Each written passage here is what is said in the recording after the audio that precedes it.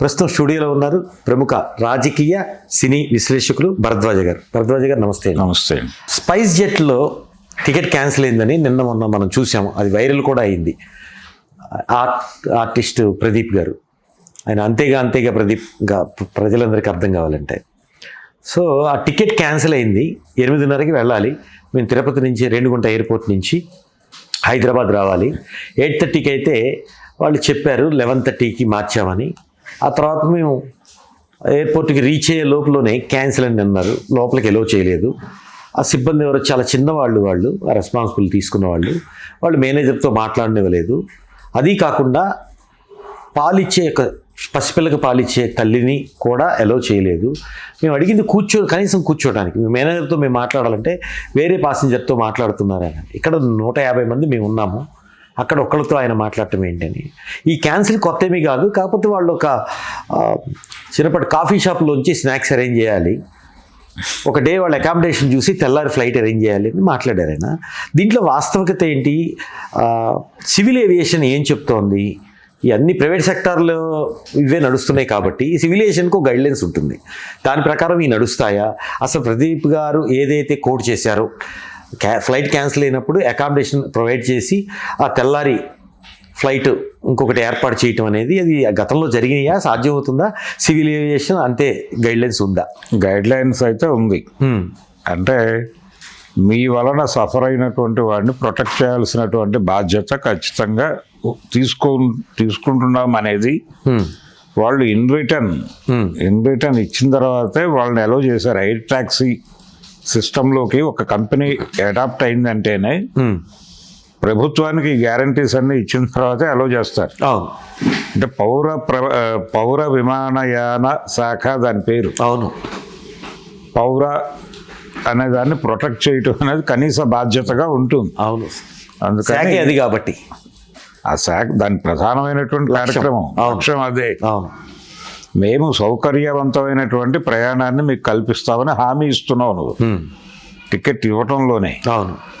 దాంతోపాటు మీకు సంబంధించినటువంటి అంటే ఎయిర్పోర్ట్లోకి ఎంటర్ అయిన దగ్గర నుంచి వాళ్ళ కంట్రోల్లో మీరు నడుస్తారు. అవును.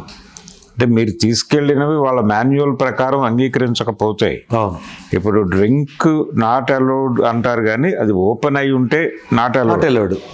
సీల్డ్ బాటిల్ అలౌడే. అవును. అది ఓపెన్ అయి ఉంటే దాన్ని అక్కడే పారబోయాలి. వాడికి బాటిల్ ఇచ్చినా అలౌ కాదు అది. అవును. మీరు పారబోస్తే వాడు అక్కడ పక్కన పారేసి అలౌ చేస్తాడు. అవును. కాబట్టి ఇన్ని వీటిల్లో నుంచి అంగీకరించి వీళ్ళు వెళ్తున్నారు. అవును. వెళ్తున్నప్పుడు నీ ఫ్లైట్ క్యాన్సిల్ అవటం అనేది నీ సమస్య. అది అవును. ప్యాసింజర్కి సంబంధం లేదు. ప్యాసింజర్కి ఏం సంబంధం? అవును. ప్యాసింజర్ తాలూకా ఇష్యూ ఏమిటో కనుక్కోవడానికి నీకు ఒక వ్యవస్థ ఉండాలి. హాస్పిటాలిటీ డిపార్ట్మెంట్ ఒకటి ఉండాలి నీకు. అవును.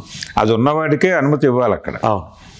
ఎప్పుడైతే ఈ రకమైనటువంటి విమర్శలు వచ్చినాయో ప్రాసిక్యూట్ చేయాల్సినటువంటి అవసరం ఉంది ప్రభుత్వానికి. పౌర విమానయాన శాఖ వారు ఇమ్మీడియట్గా ఈయన కంప్లైంట్ని తీసుకుని, కోర్టులు మరొకటో కాదు, ఇది డిపార్ట్మెంటల్గా జరగవలసినటువంటి కరెక్షన్ మెకానిజం. అవును. అందుకని వాళ్ళు ముందు పిలిచి మాట్లాడాలి వీళ్ళని. మాట్లాడి ఈ రకమైనటువంటి సౌకర్యాలు కల్పించలేని పరిస్థితుల్లో మీరు క్లోజ్ చేసేయండి అని ఇదే ప్లాట్ఫామ్ ఇంకొకటికి అమ్ముకుంటాడు వాడు. అంతే. అంతకు మించి ప్రైవేట్ ఎయిర్లైన్సే అన్ని కూడా సివిల్ ఏవియేషన్ అండర్ కంట్రోల్లో నడుస్తాయి. అన్ని ప్రైవేట్ ఎయిర్లైన్స్, అన్ని ప్రైవేటే. ఇప్పుడు మనకు ఎయిర్ టాక్సీ సిస్టమ్ వస్తుంది అని లిబరలైజేషన్ మొదలైన రోజునే ప్రపంచానికి తెలియజేశారు వారు. అతి త్వరలో ఈ దేశంలో అంటే ఎయిర్పోర్ట్ల సంఖ్య పెంచాల్సి వస్తుంది. అంటే ఎయిర్ టాక్సీ ఎప్పుడైతే వచ్చిందో వాడికి స్టేజెస్ పెరగాలి. అవును. పెరిగితే తప్ప వాడు పెట్టినటువంటి పెట్టుబడికి రిటర్న్స్ రావు. దీంతో పాటు అంటే మీకు బస్సులు వీటికి ఎలాగైతే వీటికి పర్మిషన్లు ఇచ్చేటప్పుడే ప్రతి పర్మిట్ లెటర్లోనూ మేము కస్టమర్ ఫ్రెండ్లీగా ఉంటాము, కస్టమర్ సౌకర్యాలే మాకు ప్రథమ ప్రాధాన్యత అని చెప్పి నువ్వు అష్యూరెన్స్ ఇస్తావు. ఇచ్చిన దాన్ని వైలేట్ చేసినట్టుగానే భావించాలి ఇక్కడ. భావించినప్పుడు మొదట వాళ్ళు క్వశ్చన్ చేసి ప్రాసిక్యూట్ చేసిన తర్వాతే దీన్ని కోర్టుకు తీసుకెళ్ళాలి. ఇది డిపార్ట్మెంటల్ కరెక్షన్ ప్రోగ్రామ్ కూడా ఒకటి దీనిలో ఇన్వాల్వ్ అయి ఉంటుంది. కాబట్టి డిపార్ట్మెంట్ ఎంతవరకు కరెక్ట్ చేస్తుంది? కరెక్ట్ చెయ్యాలి లెక్క మీరు చెప్పింది. ఇది పద్ధతి, అవును. ఇది సిస్టమ్. ఈ సిస్టంలో జరుగుతుందా లేదు వాళ్ళు మేనేజ్ చేస్తున్నారా అంటే ఫైట్ చేయాల్సిన అవసరం అయితే ఖచ్చితంగా ఉంది. ఇప్పుడు ఆయన రైజ్ చేసినటువంటి ఇష్యూ అదేదో అతను పర్సనల్ ప్రాబ్లంగా కాదు అతను మాట్లాడింది. అవునవును. అంటే చాలా మంది ఇప్పుడు మీరు ఆర్టీసీ బస్సులో జర్నీ చేస్తూ ఉంటారు, ఏదో బ్రేక్ డౌన్ అవుతుంది బస్సు. అవును. అయిన తర్వాత ఇమ్మీడియట్గా వాళ్ళని సౌకర్యవంతంగా, ఈ బస్సులో ఎంత సౌకర్యవంతంగా ఉన్నారో అంతే సౌకర్యవంతంగా ఇంకొక బస్సు ఏర్పాటు చేసి పంపాలి వాళ్ళు. కానీ మన వాళ్ళు ఏం చేస్తారంటే ఒక చిన్న అంటే ఏం వాళ్ళే అడ్జస్ట్ అవుతారులే అనే ఉద్దేశంతో వెనకాల వస్తున్నటువంటి బస్సులో ఖాళీ ఉన్నా లేకపోయినా జనాలు ఎక్కి ఒక 2 నిమిషాలు నుంచోండి పక్క స్టాప్లో దింపేస్తాడు మిమ్మల్ని అని పంపించేస్తూ ఉంటారు. ఇది కూడా కరెక్ట్ కాదు. అక్కడ ఎలాగైతే వీళ్ళ ఫ్యామిలీ కనీసం అంటే వాడు కొనుక్కుని తినడానికి కూడా సౌకర్యం లేని ప్రాంతంలో అని పెట్టేసి మీరు ఇక్కడే ఉండాలి అంటే ఎలా యాక్సెప్టబుల్ అది? అందుకని ఆయన రైజ్ చేసినటువంటి ఇష్యూస్ సీరియస్గా ఒక ప్రయాణికుడి హక్కులకి భంగమే. ఆయన పర్సనాలిటీ డెవలప్మెంట్ మోటివేటరు, యాక్టరు, అనేక రకాలు ఉన్నాయి కాబట్టి ఆయన క్వశ్చన్ చేశారు. ఇప్పుడు మామూలుగా క్యాజువల్గా ఆయన క్వశ్చన్ చేశాడు, బయట మీడియాలో మాట్లాడాడు ఆయన. మాట్లాడకుండా లీగల్గా ప్రొసీడ్ అవుతున్న వాళ్ళు చాలామంది ఉన్నారు. ఇవి జరుగుతూనే ఉన్నాయి. ఇప్పుడు ఈ మధ్యకాలంలో ఆయన ఎవరో సినిమా థియేటర్ మీద కేసేసాడు. అంటే నాకు 6:30కి షో అని చెప్పారు, నేను లోపలికి వెళ్ళి కూర్చున్నాను. దాదాపు 7:15 వరకు వాళ్ళు యాడ్స్ వేశారు. 7:20కి సినిమా మొదలైంది. నాకు ఇచ్చిన టికెట్ మీద 6:30కి షో అని ఉంది. కాబట్టి నేను నా షెడ్యూల్ ప్రకారం ఆ 40 నిమిషాలు నేను ముందే బయటకు వచ్చి ఉంటే నేను ఈ పని చేసుకోగలిగేవాడిని. అది చేసుకోకపోవడం వల్ల నాకు జరిగినటువంటి నష్టం ఇది. ఆ నష్టాన్ని నా కంపెనీ వాడు పే చేయాలి నాకు అని పీవీఆర్ వాళ్ళ మీద కేసేసాడు. ఇది కొంచెం చర్చనీయాంశమైంది. మరి ఇంత చిన్న చిన్న విషయాలు కూడా కోర్టుకు ఎక్కుతారా అని మాట్లాడారు. కానీ ఎక్కాలి. ఎందుకంటే కస్టమర్కి మీరు ఒక అష్యూరెన్స్ ఇస్తున్నారు. కస్టమర్స్ అందరినీ మేము ఇలా చూసుకుంటామని ప్రభుత్వానికి బాధ్యత పడుతున్నారు.